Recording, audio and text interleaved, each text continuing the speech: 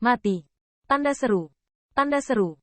Qin Yichen menebas, dan ada 10.000 sosok tinggi memegang pedang magis di belakangnya, melambaikan pedang mereka bersama dengannya. 10.000 lampu pedang dan lampu pedang Qin Yichen berkumpul bersama dan berubah menjadi pedang ajaib yang jatuh dari langit, langsung memotong Sui Ye dari Tianling hingga menjadi dua. Sui Ye tidak berharap untuk mati. Luka Qin Yichen, tidak. Qin Yichen dan pisau pro pasukannya yang bisa langsung bunuh diri. Li Tao dan 3 jenderal lainnya juga panik. Mereka juga pro tentara, dan seperti namanya, pro tentara adalah kepercayaan dan elit mereka, dan kekuatan tempur mereka secara alami lebih kuat dari tentara biasa. Tapi, tidak peduli seberapa berbakat dan percaya diri, apakah Anda masih bisa melewati orang liar dari Win Sui Cheng? Tanda seru. Ras manusia kota Feng Shui, atau ras manusia yang darahnya dapat diturunkan, adalah satu musuh 10.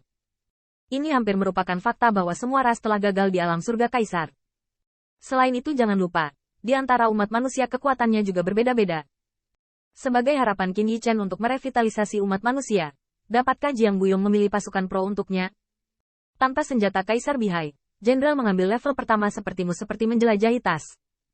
Setelah membunuh Sui Ye dengan satu pukulan, Qin Yichen menoleh ke belakang dengan marah dan dengan kasar menebas Master Taoisme lainnya. Tapi kali ini, Five Emperor Banner menyalakan 5 elemen, membuat pedang Qin Yichen begitu kuat sehingga Master Tao segera mendirikan pagoda dan menyelimuti dirinya sendiri. Ledakan. Tanda seru. Tanda seru. Cahaya pedang menebas, menyebabkan pagoda bergoyang untuk beberapa saat. Cahaya harta karun sedih, dan kemudian meledak menjadi debu dengan ledakan keras. Dan penguasa alam Tao belum pulih. Dia merasakan seberkas cahaya pedang menebas ke arahnya. Tidak. Ini bukan untuk memotong diriku sendiri.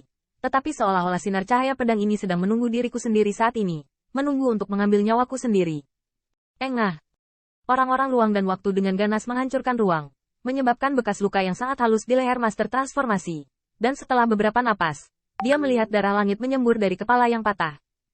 Darah mengalir ke langit, dan Qin Yichen dan 2 tentara pro bermandikan darah dewa, yang tampaknya cukup menyenangkan. Pada saat ini, Li Tao sepertinya belum pulih dari cahaya pedang yang menakutkan ini. Terlalu menakutkan. Hanya bertatap muka, mereka membunuh 2 jenderal. Formasi pedang ini, pasukan pro yang terdiri dari elit kota Feng Shui, membuat mereka iri dan cemburu sebagai jenderal, dan membuat mereka gemetar sebagai musuh. Ketika Li Tao bertempur dalam 2 pertempuran, dia baru ingat bahwa pada saat pertemuan Istana Surgawi, pisau pencuri di depannya yang menjungkir balikkan Yang Mulia Wanxing dan Putri Yuan Kue. Meskipun Qin Yichen dan Putri Wen Qing bergabung, tidak dapat dikatakan bahwa Putri Wen Qing tidak dapat membantu sama sekali. Tetapi keganasan pedang ajaib Qin Yichen untuk memenangkan Fan Fan Star dan Xiao Yuan Kue. Sekarang, meskipun Putri Wen Qing memimpin pasukan untuk berperang, tetapi Qin Yichen memiliki 20.000 pasukan lagi di sampingnya. Bantuan dari 20.000 orang kuat dari kota Feng Shui membuat pedang sihirnya semakin menakutkan dan membunuh lebih ganas. Terlebih lagi, telapak tangan Qin Yichen yang lain masih memegang artefak Kaisar Bihai. Ledakan. Tanda seru. Tanda seru. Sebuah tombak menyerang, dan dengan bendera pertempuran Kaisar Hitam Zuansu meletuskan cahaya ilahi hijau yang mengerikan. Saya melihat kekuatan di sekitar serangan senjata Kaisar Bihai, yang berubah menjadi banjir amarah. Banjir berubah menjadi 2 naga air, berlama-lama di sekitar ujung tombak, langsung membunuh Li Tao di tempat. Dalam waktu singkat, hanya 1 dari 4 sosok yang mengepung Qin Yichen yang tersisa, sehingga ketika menatap mata yang seperti pedang, Master Rana bahkan memiliki keinginan untuk membuang helmnya dan meninggalkan baju besinya. Terlalu menakutkan. Cahaya pedang dari sosok ramping ini menakutkan, dan cahaya pedang dari 20.000 pembangkit tenaga listrik kota Feng Shui juga menakutkan.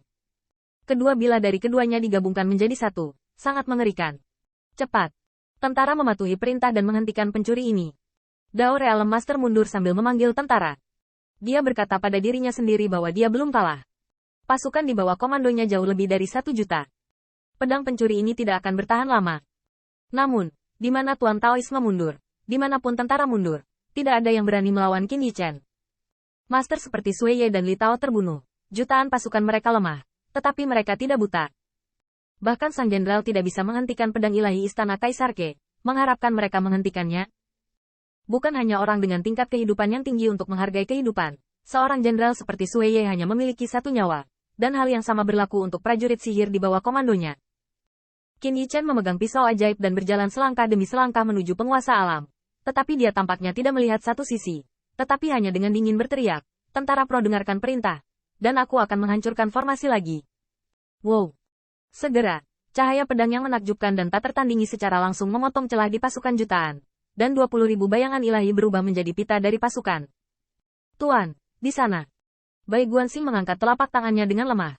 Qin Yichen mendukungnya sambil tersenyum dan berkata, jangan takut. Kali ini kamu tidak hanya akan membiarkan kamu berdarah. Dan akan ada 20.000 darah saudara untuk kamu menerobos formasi. Dalam sekejap, cahaya bintang lain hancur. Dan cangkang Dewa Xuanwu meledak dan melayang pergi. Melihat cahaya bintang yang tersebar, Bai Guanxing memaksakan senyum dan mengangkat tangannya dengan keras. Formasi rusak. Formasi rusak. Tuan, pertempuran Raja Penangkap Bintang telah rusak. Beritahu seluruh pasukan untuk menyegarkan pasukan dan mengubah kekalahan menjadi kemenangan. Sampai saat ini Bai Guanxing masih mengemban tanggung jawab divisi militer. Bahkan Qin Yichen sudah lebih dulu menyemangati militer. Melihat dia menyerang tentara dengan pisau, bagaimana menginspirasi jutaan suku Kaisar Ke. Sebelumnya, mereka dikepung di sini, dan tidak ada harapan untuk menghancurkan formasi. Qin Yichen tidak pernah mengambil tindakan apapun, bahkan seolah-olah yang pertama, sebagai Master Jenderal, membawa mereka semua ke dalam lubang. Tapi sekarang, para jenderal utama sangat berani, menghancurkan jutaan pasukan. Dan yang lebih penting, jenderal utama mereka membunuh 2 jenderal surga hanya dengan 2 pedang. Panglima utama seperti ini, mengapa tentara di bawah komandonya tidak bergairah? Tanda seru. Jenderal Feng telah memimpin pasukannya untuk menghentikan pertempuran. Saudaraku, bagaimana kita bisa duduk di sini dan menunggu kematian? Putri Wen Qing memandang sosok ramping itu dan tidak bisa menahan senyum. Dengan sentuhan darah di wajahnya yang cantik, memegang tombak perangnya tinggi-tinggi dan melebarkan sayapnya. Saudara-saudari dari klan Kaisar Ke, bunuh denganku. Sampai pertempuran terakhir pecah, penguasa alam Tao bersembunyi di antara jutaan tentara pengadilan surgawi, tetapi aman. Tentara mematuhi perintah. Jangan takut. Anti pencuri kaisar tidak lebih dari 1 juta tentara dalam analisis akhir. Lihat kami, bisakah mereka membalikkan langit? Feng Tianxing harus mati bahkan jika dia merusak susunan ini. Jangan lupa bahwa penangkap bintang adalah manusia super, dan anti pencuri inilah yang tertangkap basah. Namun, begitu suara itu jatuh, penguasa alam transformasi merasakan hawa dingin di punggungnya, dan melihat cahaya pedang yang menakutkan mengenai, dan suaranya berhenti tiba-tiba. Susunan bintang telah rusak, dan Raja Pemetik Bintang tidak akan menerima pasukan lagi. Dia ingin menunggu Tuan Klan Kaisar Ke saya datang dan membunuhnya di sini. Teriakan dingin Qin Yichen berubah menjadi suara ilahi, bergema dari segala arah ke Klan Kaisar Ke. 1 juta tentara ini tampak seperti jaminan, dan itu juga mengguncang tentara surgawi, yang awalnya ingin mengandalkan keunggulan jumlah tersebut untuk melawan.